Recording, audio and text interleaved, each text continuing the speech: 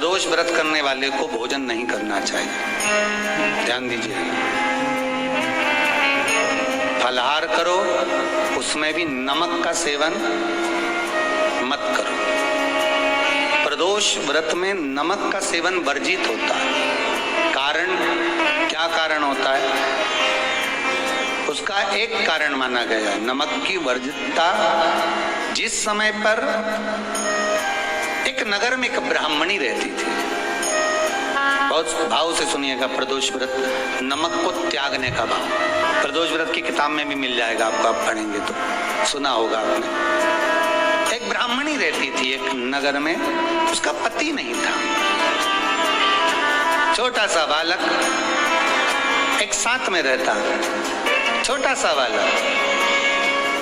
अब ब्राह्मण के घर की धर्म पत्नी है, ब्राह्मण कर्मकांड करने वाला, पूजन करने वाला, पाठ करने वाला, अनुष्ठान करने वाला, पूजन करने वाला, मंत्र जाप करने वाला, भगवत भक्ति में डूबने वाला। ब्राह्मण तो चले गया, ब्राह्मणी बच्चे के साथ रह रही, क्या करे वो? अकेली निवास कर रही, अकेली रह रही।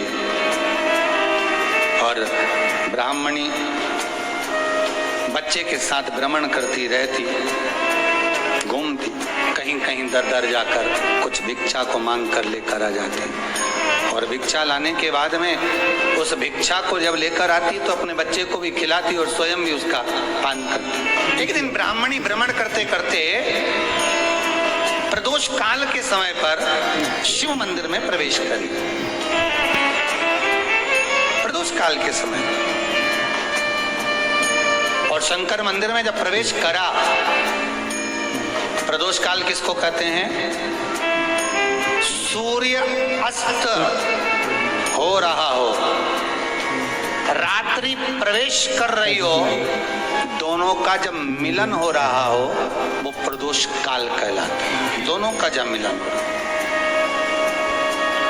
सूर्यास्त हो रहा हो, रात्रि अपना जब मिलन हो रहा है, वो प्रदोष काल है, वो प्रदोष का समय है। ब्राह्मणी मंदिर में प्रवेश कर रही। जब ब्राह्मणी मंदिर में प्रवेश करी, मंदिर के अंदर पहुंची, प्रदोष काल का समय था, प्रदोष का समय चल रहा था।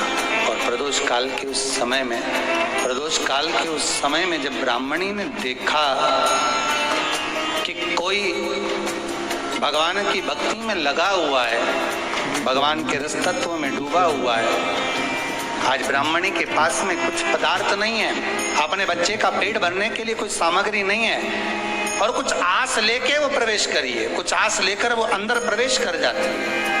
कोई ऋषि की पत्नी, कोई ब्राह्मण जन की अर्धांगिनी उस प्रदोष के समय पर शंकर का अभिषेक पूजन कर रही थी, भगवान शिव की आराधना कर रही, भगवान की भक्ति में डूबी हुई थी। जब भगवान शिव की आराधना में डूबी हुई है, आराधना कर रही है, कुछ पाने के लिए चली गई, ये कुछ पाने के लिए गई और इसके मन में आया कि मैं कुछ, मुझे भोजन का कोई पदार्थ मिल जावे, मुझे कुछ भोजन मिल जावे, और जब मुझे भोजन मिल जाएगा तब मैं जो पाऊंगी अपने बच्चे को भी पाऊंगी।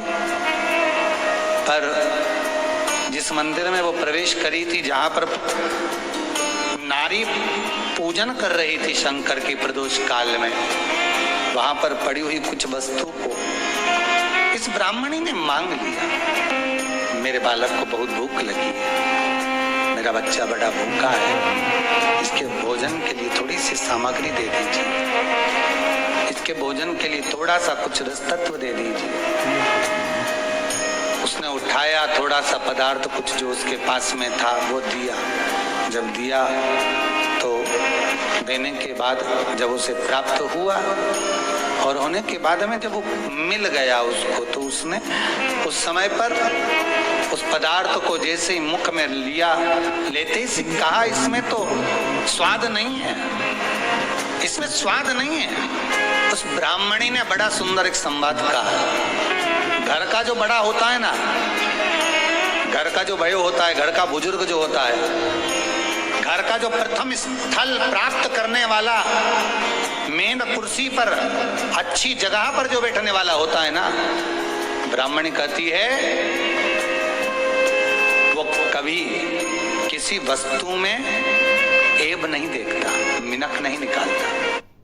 के अन्नकूट होते हैं, समाज के जब अन्नकूट होते हैं महाराज, समाज के जब अन्नकूट होते हैं, बड़े बड़ी समाजों में जब कार्तिक महीने में अन्नकूट महोत्सव होते हैं, बहुत सारा प्रसाद बनता है। जो बुजुर्ग होते हैं ना, बड़े समझदार लोग होते हैं ना, तो अन्नकूट की जब प्रसाद खाने बैठते हैं ना, उसमें नमक नहीं भी होता ना, तो नहीं बोलते कि इसमें नमक नहीं है। पर जो हमने डोनेशन दिया है, जब तुम आए थे समाज वाले, तो हमने 1000 का लिफाफा दिया, 500 का लिफाफा दिया, 2000 का लिफाफा दिया, और भोजन ऐसा बनवाया। एक व्यक्ति वो जो खाकर चुपचाप चले गया, और एक व्यक्ति वो जिसने प्रसाद पर उंगली उठाई। इन दोनों को अन्नकूट की तारीख पे इनका नाम लिख लो, और अगला अन्नकूट आए तब दोनों की दशा देखना।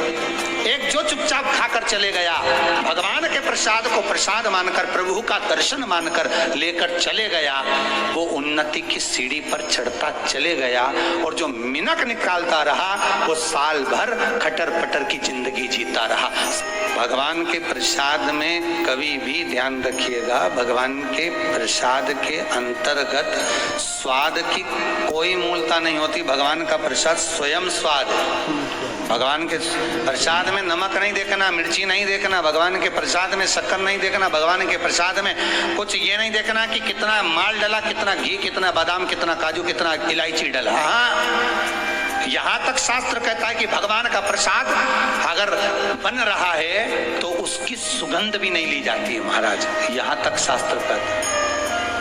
श्री शिवाय नमस्तुभ्यम। हर हर महादेव। पूज्य प्रदीप मिश्रा जी ने प्रदोष काल की बहुत ही सुंदर कथा सुनाई है। पूज्य प्रदीप मिश्रा जी ने बताया है कि हमें कभी भी प्रसाद में मीमेख नहीं निकालना चाहिए, उसका स्वाद नहीं देखना चाहिए, क्योंकि वो सिर्फ प्रसाद होता है और प्रसाद में कभी भी स्वाद नहीं देखा जाता। पूज्य प्रदीप मिश्रा जी ने बताया है कि जो लोग प्रसाद में भी स्वाद देखते हैं उनकी उन्नति कभी नहीं होती। पूज्य प्रदीप मिश्रा जी ने ये भी बताया कथा में कि प्रदोष के व्रत के दिन हमें नमक नहीं खाना चाहिए। पूज्य प्रदीप मिश्रा जी की कथा आज की बहुत ही खास होने वाली है, इसलिए वीडियो पर बने रहिए आखिर तक, और लाइक कमेंट और शेयर जरूर करिएगा। मेरा चैनल है धार्मिक वीडियो श्री शिवाय नमस्तुभ्यम। हर हर महादेव। तक शास्त्र कहता है जब तक भगवान उसको पानी ले तब तक उसका सुगंध भी नहीं लीजिए। और कई कई जगह तो भगवान को प्रसाद अगर सूखा सामान हाथ में आ गया, इलायची कैसी है, मंदिर के अंदर जाने वाली है भगवान को डालने के लिए, लाओ यार किसकी दुकान से आई इलायची बताओ, इलायची 25 बार सूंघा, हाँ हाँ अच्छी है, अब सूंघ लिया तो भगवान इसको स्वीकार करेगा क्या? अरे जम के तो बोलो। एक फूल तुमने बगीचे से तोड़ा और सोचा इसमें पहले मैं सूंघ लेती हूँ, इसमें स्वाद है कि नहीं, इस फूल में गंध है कि नहीं, इसमें सुगंध है कि नहीं, और फूल सूंघ लिया, उसके बाद तुम भगवान को देखो, भगवान स्वीकार करेगा नहीं। कई कई घरों में तो हंडी से दाल चलाती जाए अपने हाथ में डाल के। महाराज ब्राह्मणी ने जैसी मुख में लिया थूक दिया, ये श्रेष्ठ नहीं है। जो ऋषि की पत्नी अंदर पूजन कर रही थी प्रदोष काल, उसने कह दिया आपका चेहरा बता रहा है कि आप ब्राह्मण की धर्मपत्नी, पर आज आप दर दर जाकर अगर भिक्षा मांग रही हो, दर दर जाकर अगर भीख मांग रही हो, दर दर जाकर भिक्षा को मांग रही हो, तो इसमें आपके पति का दोष नहीं है, दोष आपका है, क्योंकि आप भगवान के प्रसाद में भी जो स्वाद देखी थी ना, ये आपका एक जन्म का नहीं है, ये ना जाने कितने जन्म का है। ब्राह्मणी के मस्तिष्क में बैठ गया, ब्राह्मणी के उस ना वो बक्कल में नहीं अक्कल में बैठ गया कि ये स्वाद नहीं देखना।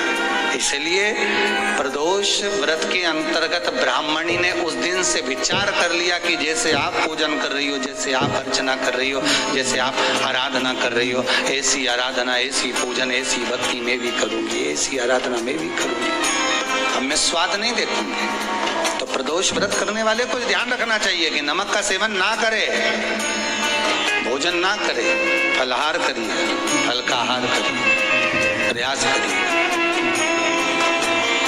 और यदि आपने व्रत का ले लिया भोजन का कि हम तो एक टाइम फलाहार करेंगे, एक टाइम भोजन करेंगे, ऐसा भी कई लोग प्रदोष ले लेते हैं, तो वो बात आपकी है, आप तक रखो, ठीक है, अपने मन तक पूर्ण करे वो भी भाव रखो। अरे भगवान को धन्यवाद दो कभी कभी कि तूने अच्छे घर में पैदा किया, अच्छा परिवार दिया, अच्छा पति दिया, अच्छी पत्नी दी, अच्छे बच्चे दिए, अच्छा कुटुंब दिया, घर दिया, दुकान दी, जमीन जायदाद दी, शरीर अच्छा दिया, हाथ पैर आंख नाक मुंह सब बढ़िया दिया, एक के भी निपटा के नहीं भेजा तूने। मान लो एक आध निपटा के भेज देता तो क्या झगड़ा करने ऊपर जाते? एक ही कान देता और एक गायब कर देता तो यहाँ से चिपका देता, क्या कर लेते? हाथ एक देता और एक गायब कर देता तो क्या झगड़ा करने जाते ऊपर कि मुझे ऐसा शरीर दिया? नहीं, भगवान को धन्यवाद देना कि मुझे अच्छे घर में पैदा करा, कटोरा लेके वहां चौराहे पे नहीं बिठाया, तूने अच्छा घर दिया, 2 समय की रोटी दे रहा है, खूब जोरदार शरीर दिया, भजन करने का मुहूर्त दिया, और बचा कुचा था तो ये सियोर वाला महाराज दे दिया, कथा सुनाने वाला। अब शाम के समय पर प्रदोष काल में बेलपत्री के पेड़ के नीचे, चाहे शंकर के मंदिर के दरवाजे पर या शिव मंदिर में, अगर आप प्रदोष के दिन दिया लगाते हो, सोमवार के दिन दिया लगाते हो, तो ऐसा कोई व्यक्ति नहीं जिसको मेरे देव अधिदेव महादेव मेरा विश्वनाथ भंडार नहीं भरता हो, खाली नहीं छोड़ेगा, दे देगा, भंडार भर देगा, कमी तो नहीं रख सकता, ये पक्का। पर तुम करना ही नहीं चाह, 2-4 सोमवार करो और उसके बाद के तो महाराज जी हमने तो करा था, हमको तो मिला ही नहीं, 2-1 प्रदोष करा तुमने, अरे 1 साल करो, सारे दर भी तो अपन ठोकर खा कर आए, इतना साल निकाला अपन ने, और 6 महीना 3 महीना 4 महीना भगवान से निवेदन तो करो, दिल से कहो तो सही, नी भंडार भरे तो बात दूसरी, एक बार बोलो तो। पर जगत के लोगों के सामने जाकर मत कहना तो देव अधिदेव महादेव से कहना। प्रदोष व्रत करने वाले को प्रदोष के दिन प्रयास करना चाहिए कि रात्रि के समय पर आधा घंटा 10 मिनट 20 मिनट जागरण करे। जागरण मतलब थोड़ा भगवान का भजन कर ले, भले 4-5 माताएं इकट्ठी नहीं हो तो अपन अकेले ही कर लो, अपन अकेले कम है क्या भाई, अपन कम पड़े, आराधना अकेले भी करो, जागरण करो। जब आपकी 11 प्रदोष हो जाए, 26 प्रदोष हो जाए, तब उद्यापन करो। उद्यापन 2 ब्राह्मणों को जोड़े से बुलाओ प्रदोष का, एक दिन पहले गणेश की आराधना करो, पूजन करो, और प्रदोष वाले दिन जो मंडल बनाए हैं पूजन अर्चना करने के लिए, जो स्थान दिया है उसकी आराधना करो। खीर की आहुतियां दीजिए 108 बार, जो ब्राह्मण आए उनके माध्यम से मंत्रों द्वारा पूजन कराकर खीर की आहुतियां दीजिए शिव नाम महाराज। फिर ब्राह्मणों को जोड़े से भोजन कराकर, चरणों को नमन कर कर, दक्षिणा प्रदान कर कर, निवेदन कर कर ब्राह्मणों से कहें, हे ब्राह्मण देवता, आप हमें आशीर्वाद प्रदान करें कि जिस प्रदोष का पुण्य फल हमें प्राप्त हो, ऐसा ब्राह्मण चरण को नमन कर कर, प्रणाम कर कर उनसे अपने मस्तक पर अक्षत छुड़वाएं। फिर नमन कर कर, भोजन कराकर विदा करें। शाम को भगवान का जागरण करें। ऐसे प्रदोष व्रत का उद्यापन कर अपने जीवन को सार्थक बनाएं। ऐसा सुंदर प्रदोष व्रत का व्याख्यान वर्णन स्कंद पुराण में करा गया। वही स्कंद पुराण का प्रदोष व्रत का वर्णन आपको शिव महापुराण के इस सुंदर संवाद में किया गया। श्री शिवाय नमस्तुभ्यम। हर हर महादेव। पूज्य प्रदीप मिश्रा जी ने प्रदोष व्रत की पूरी कथा अच्छे से सुनाई और समझाई है।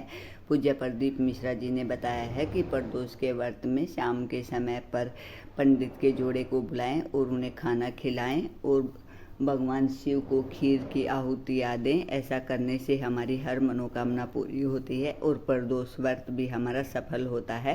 पूज्य प्रदीप मिश्रा जी ने बताया है कि प्रदोष काल में हमें बेलपत्री के पेड़ के नीचे या भगवान शिव के मंदिर के बाहर एक दीपक अवश्य लगाना चाहिए। इससे हमारे घर में धन संपदा बढ़ती है और लक्ष्मी माता की कृपा हम पर हमेशा बनी रहती है। अगर आपको पूज्य प्रदीप मिश्रा जी के उपाय और कथा सुननी है, देखनी है, तो उसके लिए मेरे चैनल को लाइक, कमेंट और फॉलो ज़रूर करें। पूज्य प्रदीप मिश्रा जी के नए नए उपाय और कथा आपको मेरे चैनल पर सुनने को मिलेंगी। अगर आप भी पूज्य प्रदीप मिश्रा जी के उपाय करना चाहते हैं तो मेरे चैनल को लाइक, कमेंट और शेयर जरूर करिएगा। श्री शिवाय नमस्तुभ्यम। हर हर महादेव। आप सभी की मनोकामना पूर्ण करे भगवान। इसी मनोकामना के साथ श्री शिवाय नमस्तुभ्यम।